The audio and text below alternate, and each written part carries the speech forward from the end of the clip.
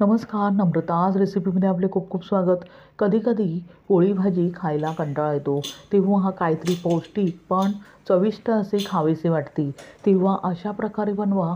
कुकरच्या 2 शिट्यात तयार होणारा अगदी सुटसुटीत असा जीरा राईस आणि त्याबरोबर चविष्ट असे दाल फ्राय. हे दोन्ही जिन्नस आपण हॉटेलमध्ये गेल्यावर ऑर्डर करतच असतो. पण अशा प्रकारे फक्त 5 मिनिटात तयार होणारा जीरा राईस आणि त्याबरोबरच चविष्ट अशी दाल फ्राय तुम्ही घरच्या घरी बनवू शकता. रेसिपी अगदी साधी, सोपी, सुटसुटीत इथे मी तुम्हाला शेअर करत आहे. तेव्हा व्हिडिओ अगदी शेवटपर्यंत पहा आणि रेसिपी जर आवडलीच तर नम्रता आज रेसिपीला सबस्क्राईब करा. अगदी निःशुल्क आहे आणि सोबतचे बेल आयकॉनवर क्लिक करा, म्हणजे मी जे नवनवीन व्हिडिओ बनवेन त्याचे नोटिफिकेशन तुमच्यापर्यंत पोहोचेल. लाईक करा आणि आपल्या मित्रमैत्रिणींना शेअर करा. चला तर मग चटपटीत असे दाल फ्राय आणि त्याबरोबरच सुटसुटीत असा जीरा राईस बनवायला सुरुवात करूया. जीरा राईस बनवण्यासाठी इथे मी 1 वाटी पुलाव राईस घेतला आहे. हा तांदूळ जुना आहे. इथे जुन्या तांदळाचाच वापर करायचा आहे. त्यामुळे जो आपण जीरा राईस बनवणार आहोत तो अगदी मोकळा सुटसुटीत हॉटेल स्टाईल तयार होतो. म्हणून अशा प्रकारे अगदी जुना तांदूळ व्यवस्थितपणे घ्यायचा आहे. तुम्ही कोणताही तांदूळ इथे घेऊ शकता. बासमती तांदूळ घेतला तरी चालेल, पण तो जुना असावा. अशा प्रकारे मी अगदी तांदूळ 2 ते 3 वेळा स्वच्छ पाण्याने धुवून घेतले आहेत. त्यामुळे त्यातील पावडर असते ती पूर्णपणे निघून जाते आणि पूर्णपणे निथळून घेतली आहे. आता लगेचच आपण जीरा राईस बनवायला घेऊया.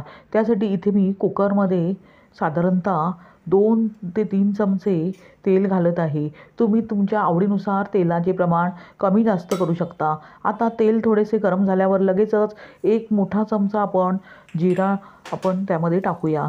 इथे जीरा राईस आपण बनवणार आहोत, त्यामुळे जिऱ्याचे प्रमाण मी जास्त घेतले आहे.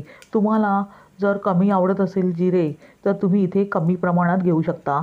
आता जिरे व्यवस्थित तडतडून घेतल्यावर लगेचच आपण जो भिजवून घेतलेला तांदूळ आहे तो लगेचच आपण ह्या फोडणीमध्ये घालूया आणि साधारणतः 2 ते 3 मिनिटे अगदी हलक्या हाताने तेलात परतून घेऊया.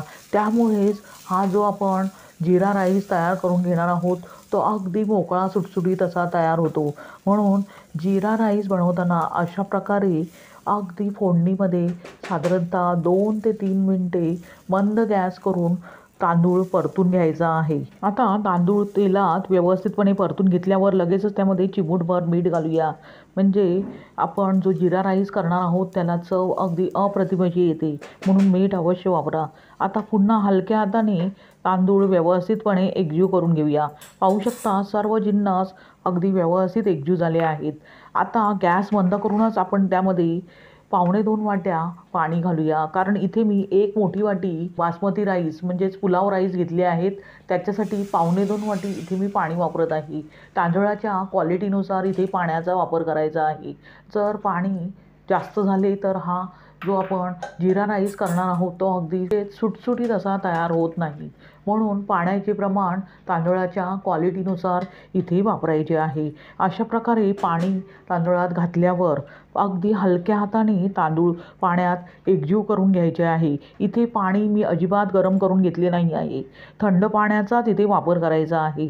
अशा प्रकारे अगदी सर्व जिन्नस एकजीव करून घेतल्यावर आणि तांदूळ पाण्यात एकजीव झाल्यानंतर लगेचच आपण कुकरचे झाकण लावूया आणि गॅसची फ्लेम मीडियम करून अगदी 2 शिट्या करून घेऊया, म्हणजेच आपला जीरा राईस खाण्यासाठी तयार होईल. पाहू शकता कुकरची 1 शिट्टी झाली आहे. अशाच प्रकारे दुसरीही शिट्टी करून घेऊया. दुसरी शिट्टी झाल्यावर लगेचच गॅस बंद करून आपण कुकरची वाफ जाऊ देऊया, म्हणजे जीरा राईस खाण्यासाठी तयार होईल. तोवर आपण दाल फ्राय बनवायला घेऊया. इथे मी 1 वाटी तूर डाळ आणि अर्धी वाटी मूग डाळ स्वच्छ 2 ते 3 वेळा पाण्याने धुवून नंतर भिजवून कुकरच्या भांड्यात घालून आवश्यकतेनुसार पाणी घालून चिमूटभर हिंग आणि हळद घालून अशा प्रकारे 3 शिट्ट्यामध्ये शिजवून घेतली आहे. डाळ अगदी व्यवस्थित शिजते. अशा प्रकारे डाळ व्यवस्थितपणे शिजवून घेतल्यावर आपण चमच्याने व्यवस्थितपणे घोटवून घेऊया. त्यानंतर आपण ह्याला तडका देणार आहोत. त्यासाठी इथे मी गॅसवर 1 कढई गरम करत ठेवली आहे. आता त्यात आपण 2 मोठे चमचे तेल घालूया। तेल तुम्ही तुमच्या आवडीनुसार इथे कमी जास्त करू शकता। तेल थोडेसे गरम करून घेतल्यावर आता लगेचच त्यामध्ये अर्धा छोटा चमचा जिरे घालूया। जिरेही तुम्ही तुमच्या आवडीनुसार कमी जास्त करू शकता। त्यानंतर त्यात आपण चिमूटभर हिंग घालूया। इथे हिंगाचा जरूर वापर करायचा आहे, त्यामुळे ही जी दाल फ्राय अगदी चविष्ट अशी तयार होते, म्हणून हिंग अगदी अवश्य वापरा। आता दोन्ही जिन्नस व्यवस्थित तडतडून घेतल्यावर एक मोठा बारीक चिरलेला कांदा घालूया आणि गॅसची फ्लेम मिडियम ठेवून तेलात साधारणतः 2 ते 3 मिनिटे ट्रान्सपरंट होईस्तोवर अशा प्रकारे एकसारखा ढवळून परतून घेऊया। साधारणतः 2 ते 3 मिनिटानंतर पाहू शकता कांदा अगदी व्यवस्थितपणे ट्रान्सपरंट झाला आहे। आता ह्या स्टेजमध्ये त्यात आपण एक मोठा बारीक चिरलेला टोमॅटो घालूया। टोमॅटोचे प्रमाण तुम्ही तुमच्या आवडीनुसार इथे कमी जास्त करू शकता। आता कांदा आणि टोमॅटो दोन्ही जिन्नस गॅस मिडियम ठेवूनच सतत ढवळून अगदी व्यवस्थितपणे शिजवून घेऊया। इथे आपण कांदा आणि टोमॅटो व्यवस्थितपणे परतून घेतल्यामुळे जे आपण दाल फ्राय तयार करून घेणार आहोत ती अगदी चविष्ट अशी तयार होते। म्हणून कांदा टोमॅटो 4 ते 5 मिनिटे तेलात परतून घ्यायचा आहे। त्यानंतर चवीनुसार मीठ घालूया आणि दोन्ही जिन्नस अशा प्रकारे सतत ढवळून परतून घेऊया। साधारणतः 2 ते 3 मिनिटानंतर पाहू शकता दोन्ही जिन्नस अगदी व्यवस्थित परतले गेले आहेत आणि शिजले गेले आहेत। आता त्यात आपण 1 ते 2 मोठे चमचे आलं, लसूण आणि हिरवी मिरचीचा अशा प्रकारे ठेचा घालूया। त्यामुळे ही जी दाल फ्राय आहे ही अगदी चविष्ट अशी तयार होते, म्हणून ही अशा प्रकारे भरड अवश्य घालायची आहे।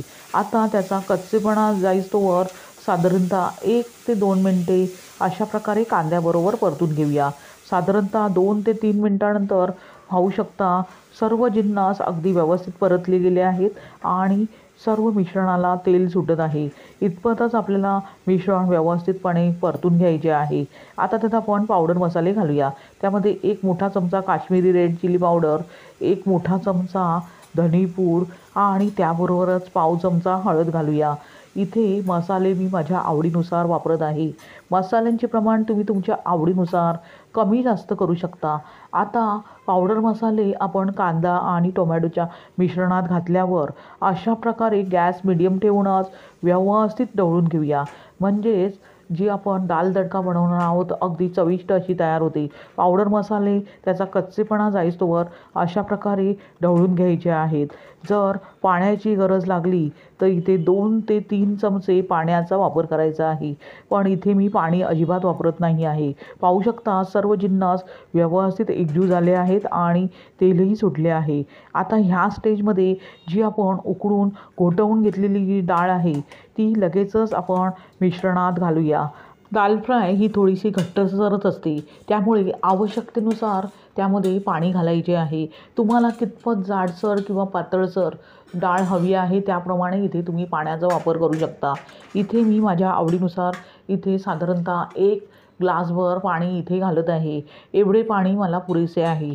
आता अशा प्रकारे पाणी घातल्यावर व्यवस्थित साधारणतः 1 मिनिटभर सर्व जिन्नस एकजीव करून घेऊया, म्हणजे मसाल्यांची पुरेपूर चव डाळीमध्ये उतरेल। आता सर्व जिन्नस अशा प्रकारे एकजीव करून घेतल्यावर आता लगेचच त्यामध्ये हॉटेल स्टाईल ही डाळ फ्राय व्हावी यासाठी इथे मी 1 चमचा कसुरी मेथी घालत आहे। अशा प्रकारे 1 चमचा कसुरी मेथी घेतल्यावर हातावर अगदी व्यवस्थितपणे चोळून घालायची आहे, त्यामुळे कसुरी मेथीची पुरेपूर चव डाळीत उतरते। आता सर्व जिन्नस अशा प्रकारे चमच्याने एकजीव करून घेतल्यावर गॅस मिडियम करूया आणि भांड्यावर झाकण ठेवूया आणि ही डाळ साधारणतः 3 ते 4 मिनिटे अगदी व्यवस्थित उकळवून घेऊया, म्हणजे सर्व जिन्नस डाळीमध्ये अगदी व्यवस्थितपणे एकजीव होतील आणि चविष्ट अशी दाल फ्राय तयार होईल। साधारणतः 3 ते 4 मिनिटानंतर कढईवरील झाकण काढून पाहूया। पाहू शकता डाळ अगदी पूर्णपणे तयार झाली आहे आणि घट्टसर झाली आहे आणि आटली आहे। आता गॅस बंद करूया आणि गरमागरम दाल फ्राय आणि जिरा राईस सर्व करूया। तोवर आपण कुकरचे झाकण उघडून पाहूया. पाहू शकता कुकरची वाफ गेल्यावर अशा प्रकारे आपण चमच्याने अगदी व्यवस्थितपणे भात एकजीव करून घेऊया. पाहू शकता किती परफेक्ट जीरा राईस तयार झाला आहे. अशा प्रकारे जीरा राईस अगदी व्यवस्थितपणे एकजीव करून घेतल्यावर लगेचच गरमागरम जीरा राईस आणि गरमागरम दाल फ्राय सर्व करूया. पाहू शकता किती परफेक्ट जीरा राईस असा तयार झाला आहे आणि तोही कुकरमध्ये. अशा प्रकारे आपण आता गरमागरम जीरा राईस आणि दाल फ्राय सर्व करूया. अगदी हॉटेल स्टाईल हा जीरा राईस आणि दाल फ्राय तयार होतो. इथे मी जीरा राईसबरोबर पापड आणि लोणचे सर्व करत आहे. तुम्ही फक्त जीरा राईस आणि दाल फ्राय खाऊ शकता. फारच अप्रतिम अशी लागते. ही दाल फ्राय एवढी चविष्ट लागते कारण आपण इथे जास्त मसाले वापरले नाही आहेत, तरी अगदी हॉस्टेलपेक्षाही चविष्ट ही डाळ तयार होते. अशा प्रकारे अगदी मोकळा सुटसुटीत गरमागरम असा हॉटेल स्टाईल जीरा राईस तयार झाला आहे आणि त्याबरोबर स्वादिष्ट आणि चविष्ट अशी दाल फ्रायही तयार झाली आहे. तुम्ही अशाच प्रकारे पूर्ण जेवण बनवायचा कंटाळा येतो तेव्हा जीरा राईस आणि दाल फ्राय बनवून त्याचा आस्वाद घेऊ शकता. फारच अप्रतिम अशी लागते. तुम्ही अशाच प्रकारे जीरा राईस आणि दाल फ्राय बनवून पहा आणि त्याचा आस्वाद घ्या.